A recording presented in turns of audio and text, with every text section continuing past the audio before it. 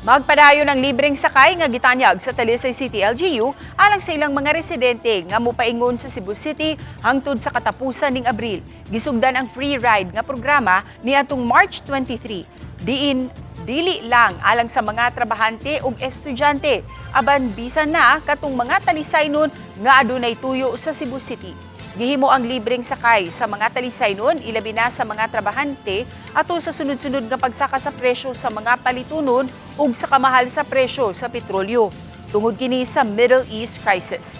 Lunes hangtod Biyernes adunay rota ang libreng sakay nga manukad sa Talisay City Hall paingon sa Plaza Independencia ug diha sa Mayen, Bacalso haduol sa South Bus Terminal. Matud ni Talisay City Mayor Samsam Gulyas, nabantayan nga ni menos na ang ni-avail sa libreng sakay. Apan i-assess ug sabutan pa sa Talisay City LGU kung ipadayon pa ba kini hangtod sa Mayo.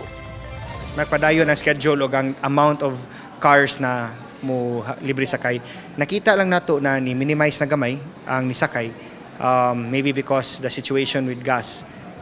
I don't say it's improving. It's still bad. Pero ni gamay ang presyo. But it's something that at the end of the month we will assess kung padayunon ba nato or dili.